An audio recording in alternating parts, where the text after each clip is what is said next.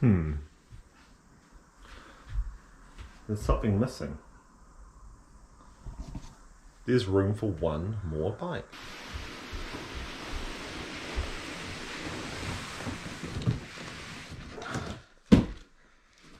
Delivered by New Zealand's finest couriers.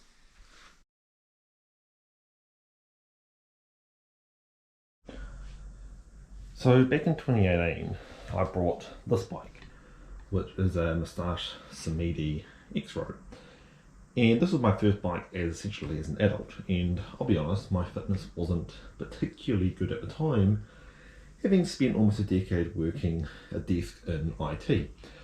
So got an e-bike, and I live in Wellington, which is extremely hilly, so this actually made it possible for me to get home. And so what I initially found is when I got it, I'll be riding uphill in turbo the whole time, but as my fitness improved, I was able to spend more and more time in easier power modes, and slowly built my fitness up. And so I got to a point where, I was enjoying this bike, and in the classic world applies, you need N+1 bikes. So I brought this mountain bike, which has been my trusty hardtail ride for the last few years. Great for mountain biking. Got a 1x12 system. It's got some chunky ears tyres for riding around on. It's pretty much exactly what I need. And I was enjoying my mountain biking and I was enjoying my e-biking, so I was like, well, I better get a road bike. And so got a basic entry-level carbon road, Ultegra 105, and been enjoying the heck out of it. But the problem emerged, which is I really love my road bike on a nice day. I really love my mountain bike and mountain biking, but the road bike is bad, it's not great in bad weather, and the mountain bike is heavy and slow on the road. So I keep falling back to my e-bike, which I love a lot. But after riding it for 5+ years, my fitness has improved to the point where I actually feel the weight of the e-bike is more of a hindrance than a benefit now. I spend a lot of time really going hard on the pedals trying to get maximum speed versus having a lighter weight bike and getting more of a workout on the hill. And the other problem is the classic COVID problem. See, when I first got this e-bike, I was losing a ton of weight, getting fit and getting sorted on it. Now my fitness is at a point where I no longer am working out enough on the hill rides, even in eco power mode. Now you could say, hey, why don't you just turn it off? Which is, a viable question. The only problem with this generation of Bosch, I think it's a Gen 3 Bosch system, is when they're off, the bike actually hinders your riding. So I think there's maybe a 15 to 20% performance impact from riding this bike in off condition. So it's not a great one to be riding manually with no power. You're better off riding a manual bike completely. And so that's why we ended up looking at the Canyon Commuter Sepa today, because I wanted a hybrid bike that would do round town riding and Wellington hills.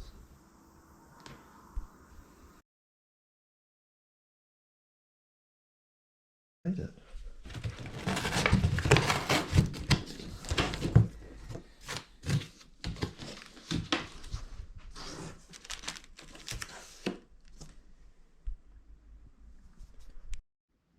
Definitely had a bit of a rough landing at some point whilst in packaging, but it does look like the packaging has kept all the fork in the correct condition, which is good. It's pretty well packed, I think.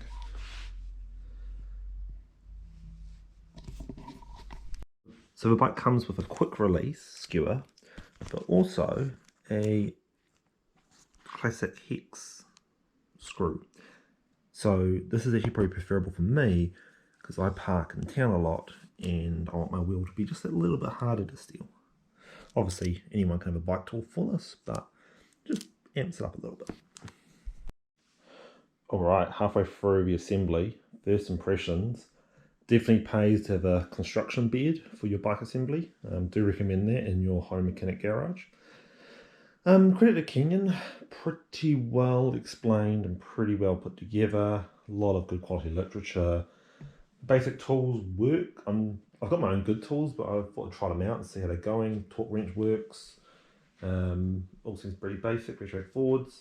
Bike's pretty well packed. They've definitely put material on the high risk zones. You can see, classic careers ding out during shipping, but it looks like the packaging they've done with like these plastic bits and the other cardboard is all protecting it pretty well. First impression though, come on Canyon, like really? Commuter bike? Can you put a nicer bell on it at this point? It's yeah, probably have to have a look at it a little bit, having such a cheap looking part on it. And the other thing is, I don't know what happened here, Canyon, but what is with these reflectors? These are hideous. It's like some sort of medieval torture device of reflectors for wheels. Safe to say, that's got to go. But so far, looking promising, looking promising.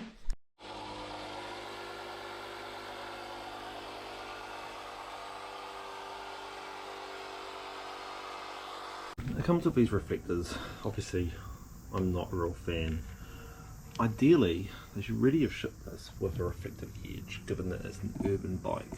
I'm a little surprised that they chose these tyres. I mean, they're more of a gravel tyre if anything.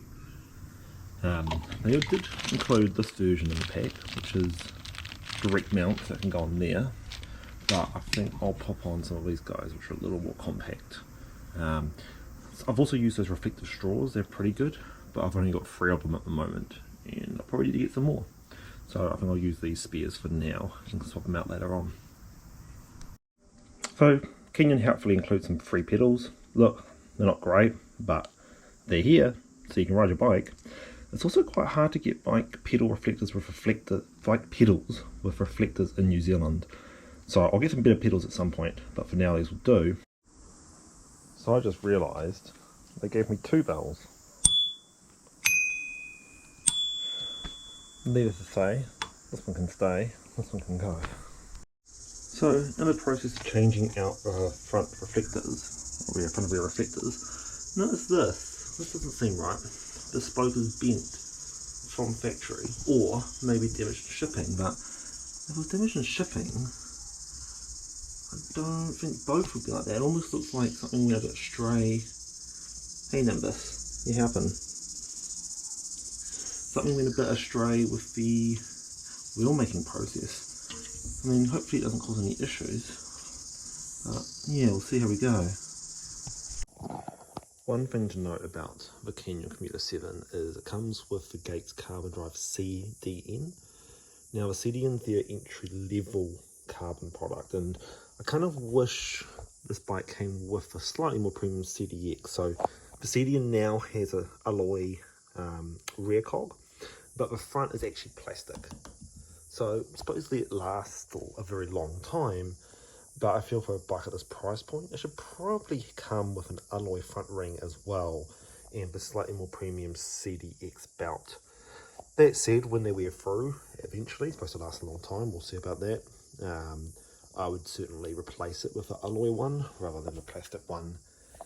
I also need to figure out where to get a belt from. It's not an everyday item here in New Zealand, so I'll find an online distributor and make sure I have one spare belt, just in case I ever do snap it with a tension issue. I've also got to read up on how to take the wheel out. I know with these internally geared Shimano Alpine hubs that you need to take them out in a specific way. I think by lining the little yellow bits, and then you pop the wheel out. But if you want to take the bout off and replace it, you actually have to take the little pieces out of the frame and disconnect the frame so you can pull the bout through. So a little bit different to what I'm used to with a chain, but hopefully it's a very long time before I have to replace this. So reading the manual, part of the reason the bottom bracket looks kind of weird like it does is this is non-cylindrical, non-perfect oval shape. And so what happens is if you want to adjust the tension of the belt, rather than trying to pull the wheel back and forth with dropouts, you actually adjust some screws here on the front, just below the bottom bracket, and you use that to essentially change the position of the bottom bracket itself by moving this around to tighten or loosen the belt. So kind of clever, but I still feel they should have put a cover, like a click-in cover of some kind, just to make it look a little sharper and a little bit less like a piece has fallen off in the factory type feel that it currently has. Righty. We now have an assembled bike. So what's left? So a whole bunch of cardboard. That's all ultimately recyclable, although if you can fit the box, could be handy if you ever want to go bike touring and need to fly it somewhere, but it's also freaking huge, so it could be a bit of a mission. Right, got a bunch of manuals and stuff, nothing too crazy, but the manual's pretty good and multi-language, has all the instructions you need. Leftover bits, cable ties, QR, quick race skewer. This thing, which is a additional alternative component for going here on the front to mount a phone or gadget. I don't have something that fits that mount, but I have a 3D printer, so it could be handy in the future. Disc brake protector, you want these if you're going to ship your bike without the front wheel in. Stops you from clenching the handle, the lever and closing the brakes up. These are really handy. They're cheap as chips, but it's good to keep them around. World's ugliest front and rear reflectors. I get it. Canyon ships you these so you're compliant in any country. I will find something less ugly than that. I mean, it's got the front and rear lights. So rear light in there, dynamo linked, and then front light. Under New Zealand law, I need to have a rear reflector. So that doesn't count because it's just an LED. So I need to think about what reflector I want to put in here that's not ugly. Maybe even just a sticker here so that I'm compliant legally. I'll have also my cycle cameras which have their own lights and stuff on them anyway. Also with New Zealand, we need to legally have reflectors on the pedals or we hide this. Now, in reflectors, huge number available here. That came off the bike, the two that came off, plus the spares that you can use.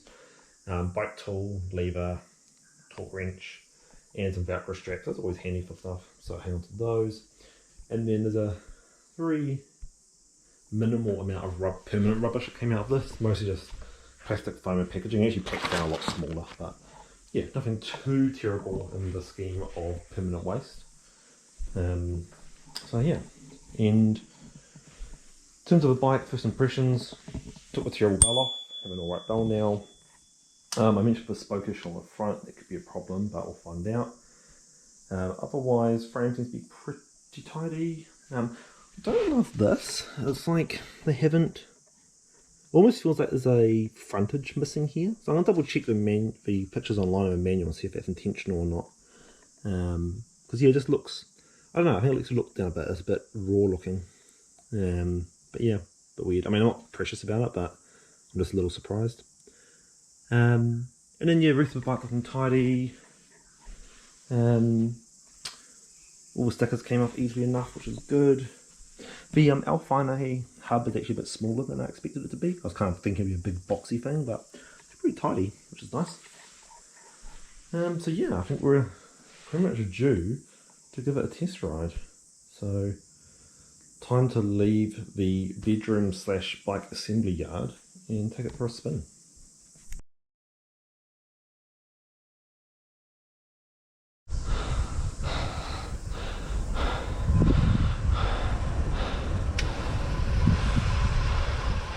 Gotta work on the brakes,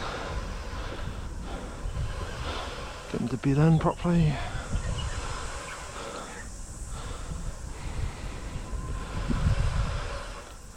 Hydraulic discs, they're pretty good. Pretty much the same brakes I have on all my other bikes actually. Even my mountain bikes basically got this set of brakes.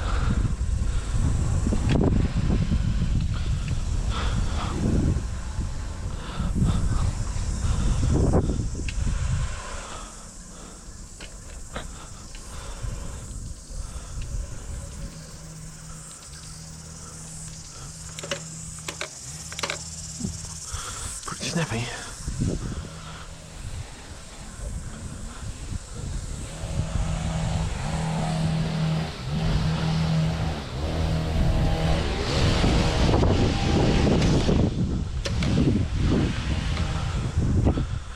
Alright, so that's low as it goes. Next, a bit harder, higher. There we go. That's working. I don't normally have a gauge. Don't know if I care a whole lot or not, but see if I like it. Then we just have to guess how far through I am based on my memory.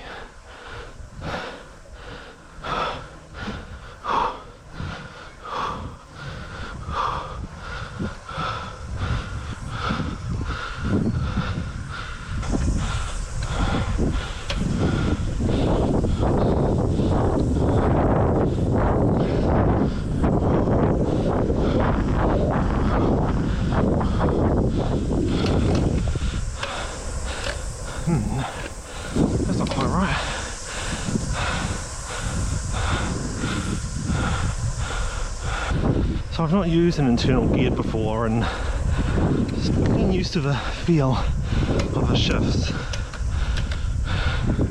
It's almost a little too snappy sometimes compared to the clunk that I'm used to.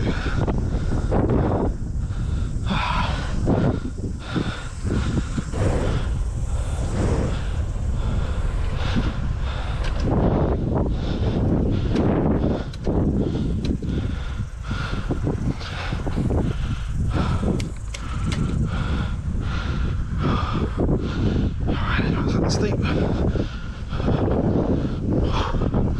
Oh yeah.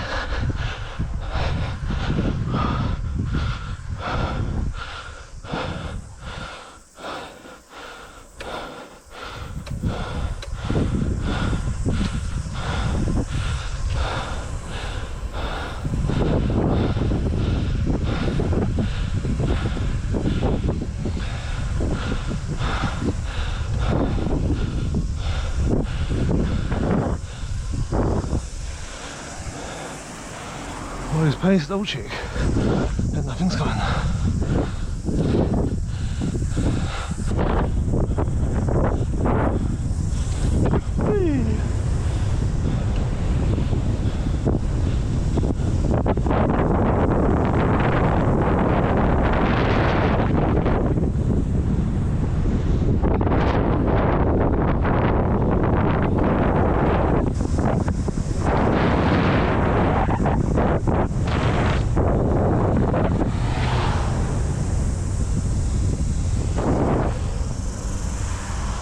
Well, I think we can safely say the brakes work, given that descent. They're feeling pretty good now.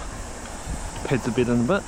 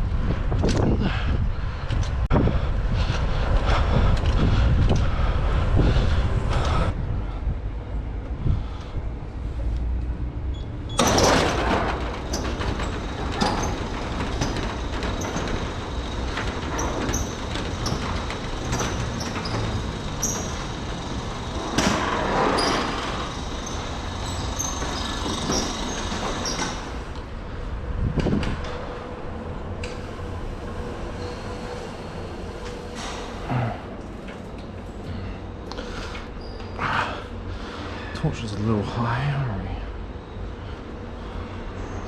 Might need adjusting.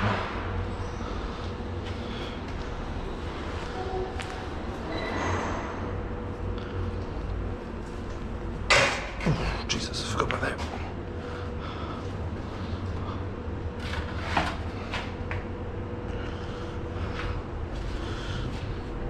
So the lights stay on for a bit afterwards. But yeah, this guy's I think a little angled high. Tweak them down, but it's good. Stay lit, stationary. Alright, so I've picked up my traditional lunch of a pie and time to go. But notice this, when I pop it down it'll hit the back fender unless I go at an angle, so hardly the biggest problem in the world, but it's something to watch out. The fenders go lower than my previous bike did, but not too big an issue.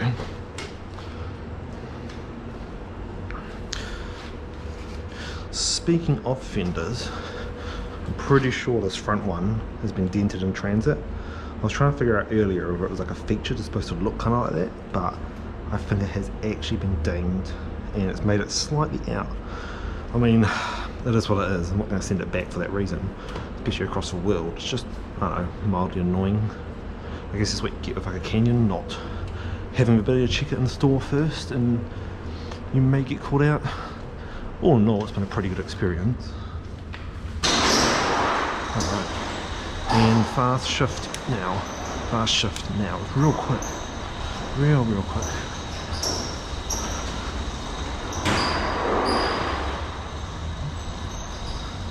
Unlock this door, which is slow as fuck. There we go. Now this ain't my preferred route, but the waterfront is fucked right now, so let's go this way.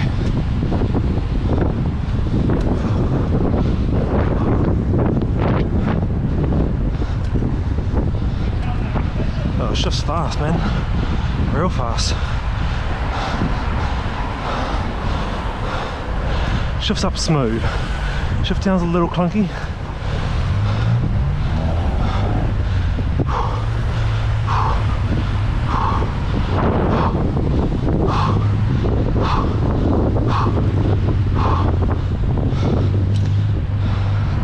Oh no, congestion.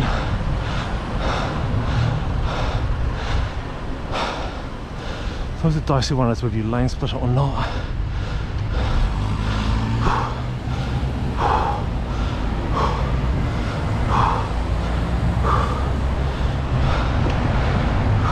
Cars, useless.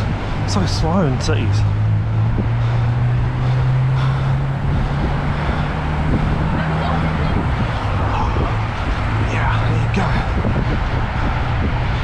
That's more like it.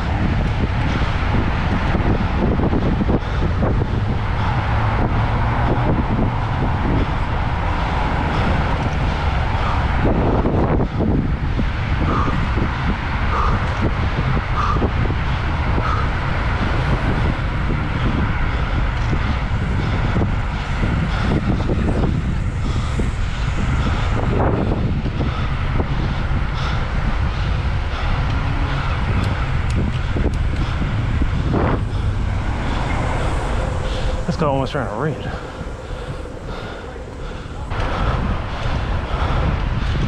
Classic council sandbag in the cycle lane.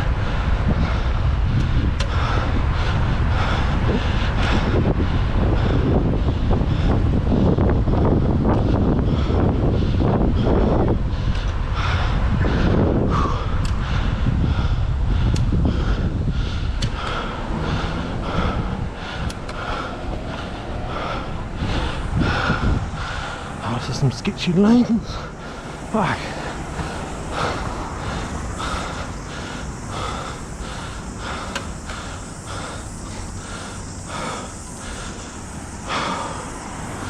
Halfway through painting it looks like.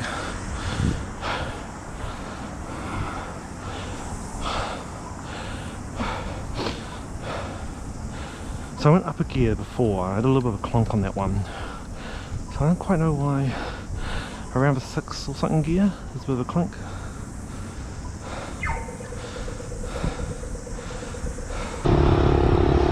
But until recently, this was all parking.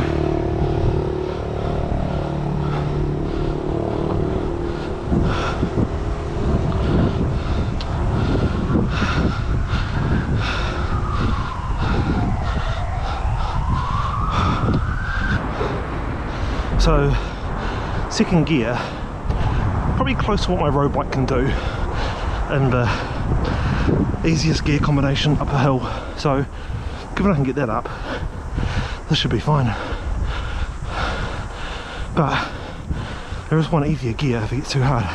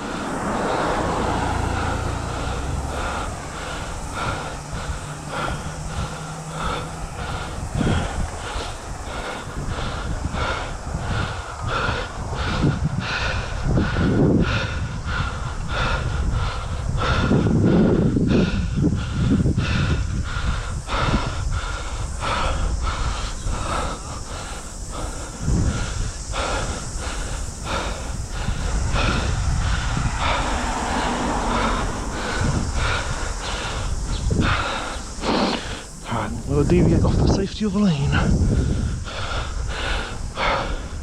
in order to get to Wellington.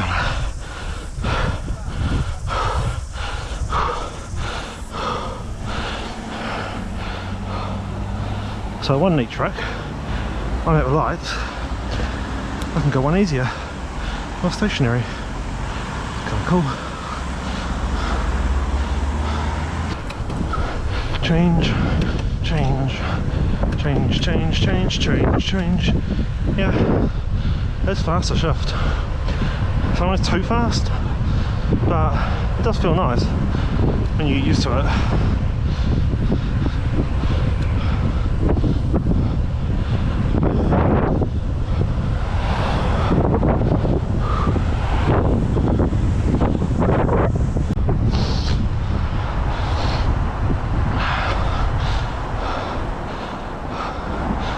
Alright, this isn't curb hopping.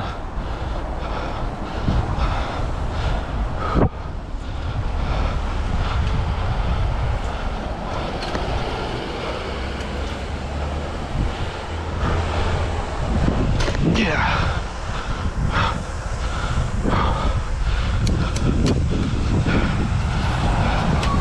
Definitely feels a little more concerning doing it on this than with suspension, but hey, it works. Alright, now the big hill.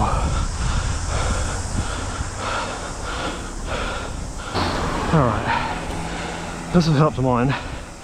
I'm on the easiest gear now. Yeah, you can pretty much grind on this. Slightly easier than my road bike, harder than my mountain bike, but to be fair, a SRAM 1x12 is pretty ludicrous for climbing.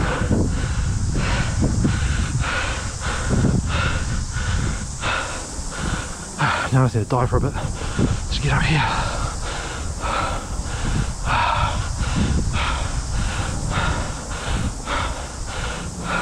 You know, maybe about the same as a road bike actually. I feel like on the steep stuff I could do with one more, which is kind of how I feel on my road bike too.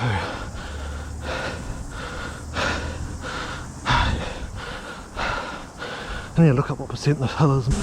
Belt drive is really quiet. Not that.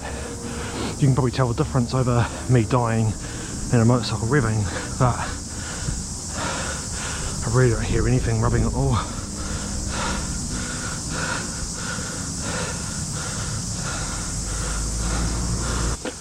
Based on the speedometer, it's about as bad as a road bike to climb, but my road bike's 8 kilos, this is 12. I feel, you don't really feel the extra 4, so I'd say the gearing is a bit nice on the hill climb, but a little bit extra weight probably ends up being about neutral overall. I would say if your bike fit, you're good to go. If you can't hill climb, that's like the bike for you.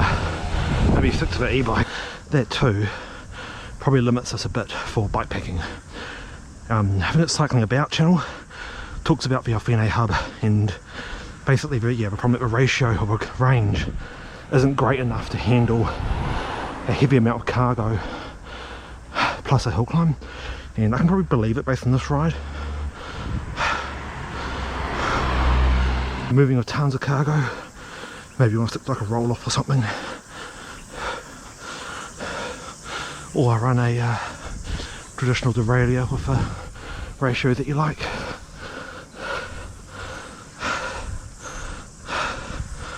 Like I said, it climbs well, and I do like the short bars for the nippiness it brings, especially with 650B wheels. It's really darty.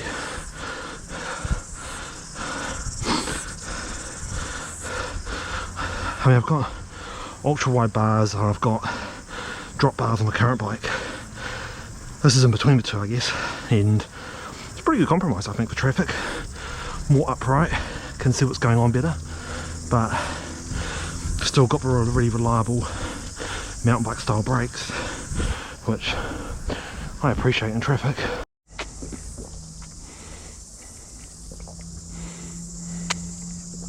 Quick GoPro change at the top. Just be happy I'm not reviewing GoPros, because these things have atrocious battery life. Lord. They're also quite heavy. I don't really love it on the helmet where it is at the moment. Alright. Hard bit's over.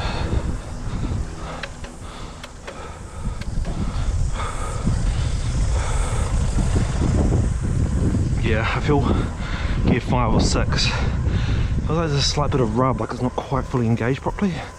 And the next gear feels fine. Unless it's just how it feels, I'm not totally sure. Again, first time riding one of these integrated hub bikes.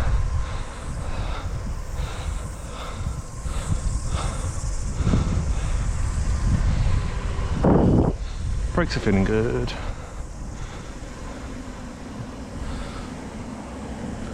Come on, Tesla.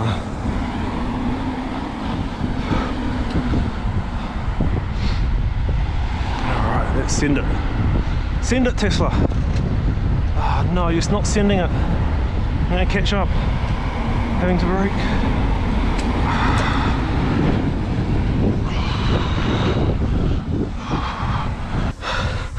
I don't want to lose speed on that bit.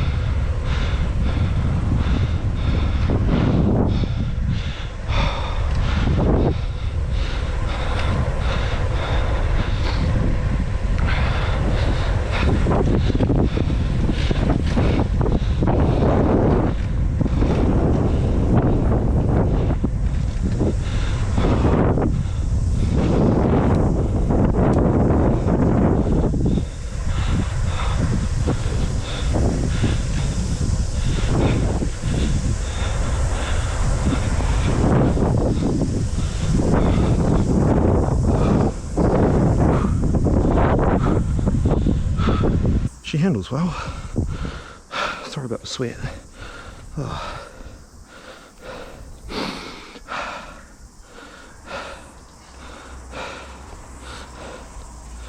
And yeah, that light's still going after I've stopped.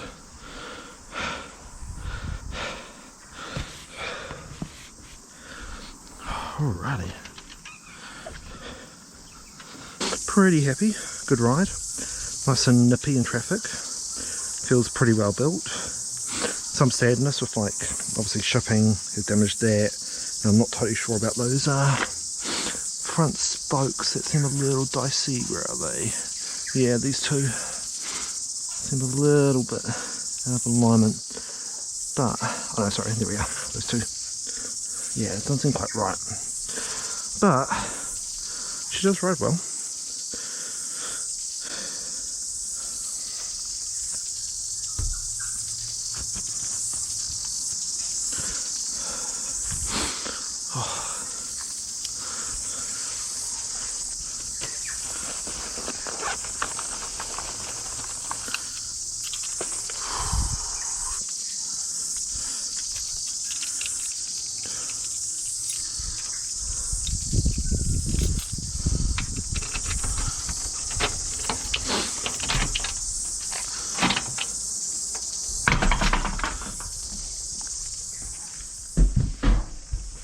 So one thing I wanted to check, this should fit hopefully the existing bag I have.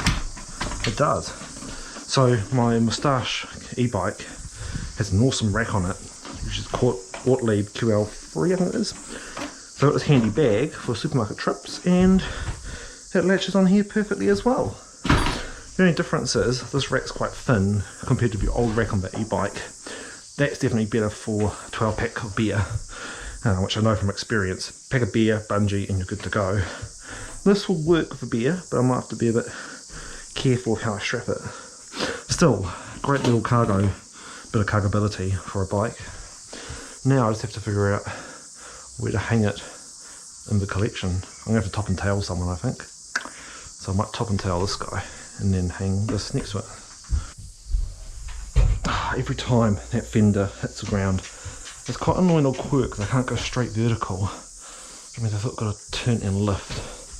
I'll get used to it, but it'll take some time. So I decided to hang the road bike upside down because it's only 8 kilos, it's easier to lift upside down, and boom, it all just fits in the bike shed. Now, should I put the hooks in a better alignment? Probably. Does this work perfectly? It does. I'm pretty happy with that. Part of my issue is that this shed could only be 2 meters wide and 5 meters long due to the constraints of where the former shed was on the property boundary. So the shed's not quite as wide as it could be, nor quite as long as it could be, but hey, it works. I'm pretty happy with this build. If you're looking for a channel to sponsor and you happen to make pies, you know, come hit me up and maybe we can do a deal. I'll happily take Canyon as a sponsor, but I'm going to set my sights to something achievable for now.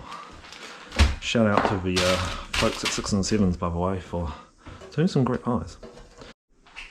So this is what happens when you need a haircut and you ride your bike on a hot day. But anyway, that is the Canyon Commuter 7 initial impressions.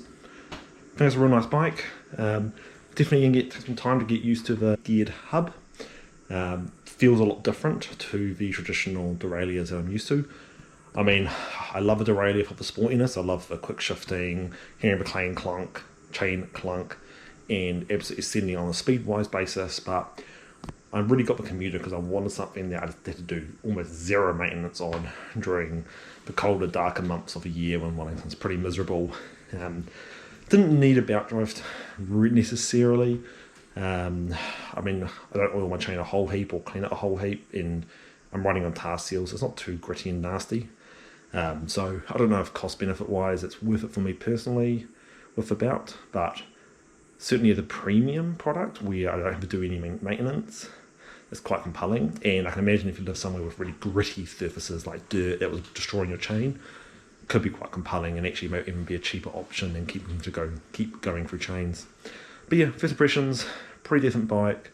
I will ride it for the next few weeks, get a much better sense of the feel for it and how it behaves, and then I'll do a detailed review on the bike specifically and talk about, you know, the good stuff, the bad stuff, things to keep in mind, and that kind of thing. Haven't seen many reviews for these, and certainly here in New Zealand, commuter bikes like this aren't a massive thing. You tend to have real cheap shitters or tons of mountain biking, and the more fancy urban bikes tend to be in the e-bike space, I think, because, well, as you've seen, there's a pretty big hill, and the market just isn't there for a higher end commuter like the Canyon. But yeah, overall I like it. If they brought out a carbon version that was 3 kilos lighter, I'd probably be tempted on that. But honestly, it feels pretty snappy, feels pretty light, and yeah, it's been a good ride.